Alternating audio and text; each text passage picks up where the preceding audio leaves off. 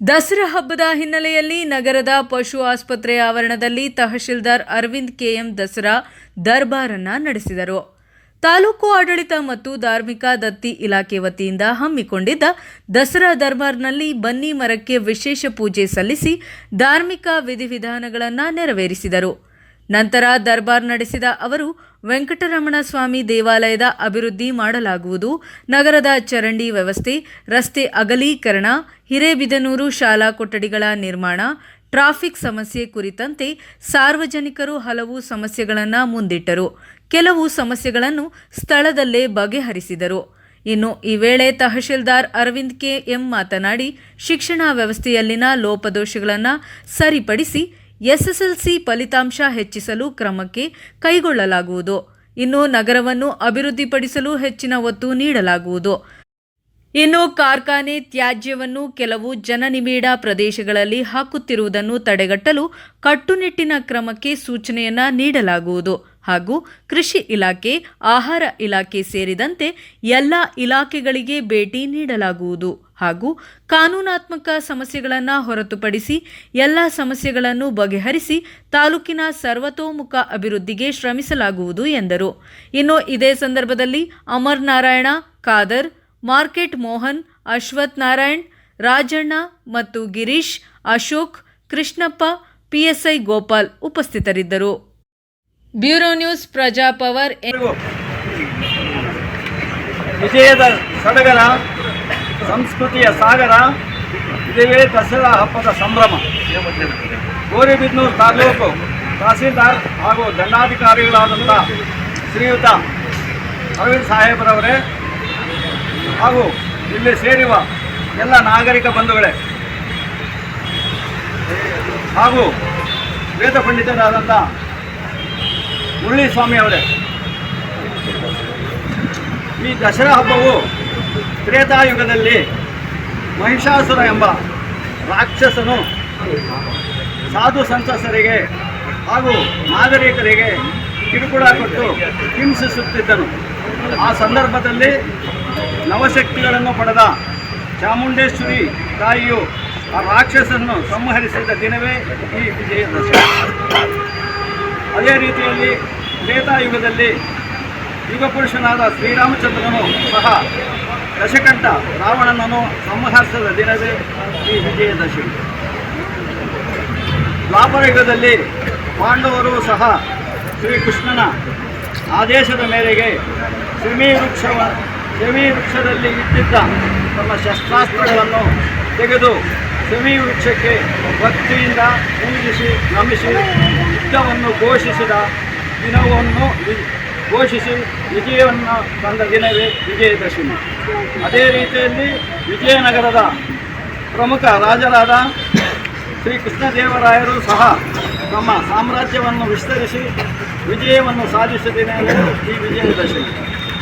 ಅದೇ ರೀತಿಯಲ್ಲಿ ನಮ್ಮ ಕರ್ನಾಟಕದ ಹರಿವಂಶ ರಾಜರು ಲೋಕ ಕಲ್ಯಾಣಕ್ಕಾಗಿ ಜಗತ್ ಪ್ರಸಿದ್ಧಿಯಾದಂಥ ದಸರಾ ಹಬ್ಬವನ್ನು ಸಡಗರದಿಂದ ನಾಡದೇವತೆಯಾದ ಶ್ರೀ ಚಾಮುಂಡೇಶ್ವರಿ ದೇವಿಯನ್ನು ಪೂಜಿಸಿ ಸರ್ಕಾರದ ಸಹಕಾರದೊಂದಿಗೆ ದಸರಾ ಹಬ್ಬವನ್ನು ಆಚರಿಸುತ್ತಿದ್ದಾರೆ.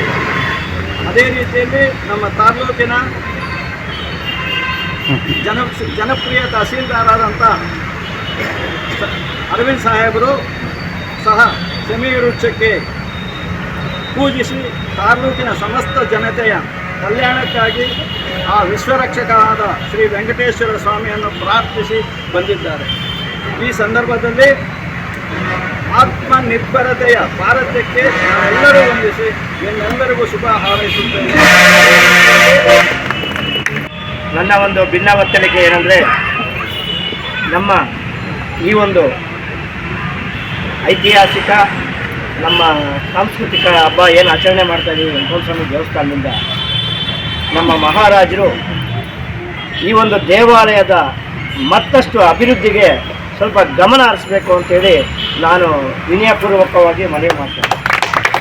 ಕಾರಣ ಅಲ್ಲಿ ಸೂಕ್ತವಾದ ವ್ಯವಸ್ಥೆ ಇಲ್ಲದೆ ಹಲವಾರು ಬಾರಿ ಕಳ್ಳತನ ಆಗಿರೋ ನಿದರ್ಶನಗಳಿದೆ.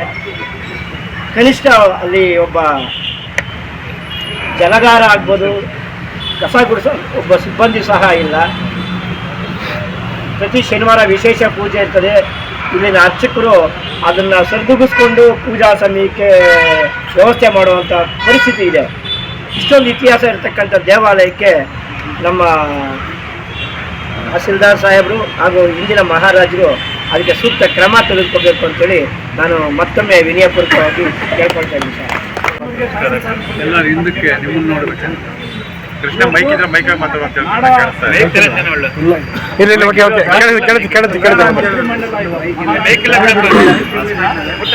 ಈಗಲೂ ಬೇಕಿಲ್ಲ.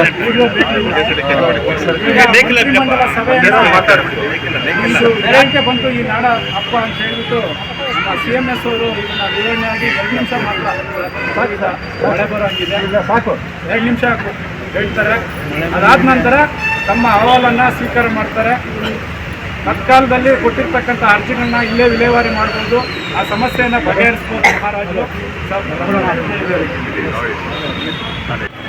ಈಗ ನಾನು ಗೌರಿಬಿದನೂರಿನ ಹುಡುಗ ಅಂತೇಳಿ. ಸೊ ಈಗ ನಮ್ಮಲ್ಲಿರ್ತಕ್ಕಂಥ ಟಾಸ್ಕು ಗೌರಿಬಿದನೂರಿನ ಸರ್ವತೋಮುಖ ಅಭಿವೃದ್ಧಿ ಕಾಣಿಸೋದು.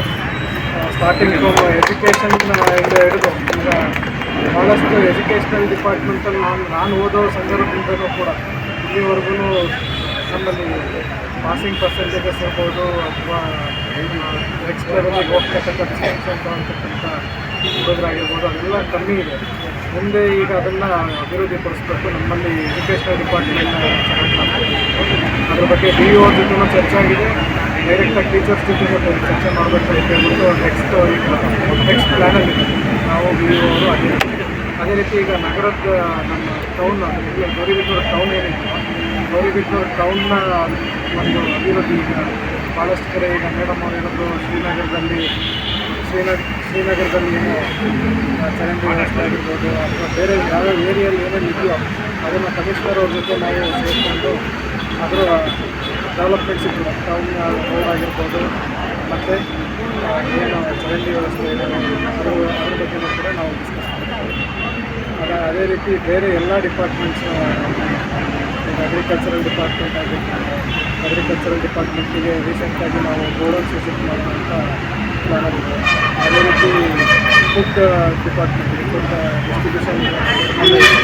ಸೊ ಅದಕ್ಕೂ ಕೂಡ ಈಗ ಭಾಳಷ್ಟು ಕಡೆ ವಿಸಿಟ್ಸ್ ಮಾಡಿದ್ದೀವಿ. ಇನ್ನೂ ಕೂಡ ವಿಸಿಟ್ಸ್ ನಡೀತಾ ಇರುತ್ತೆ.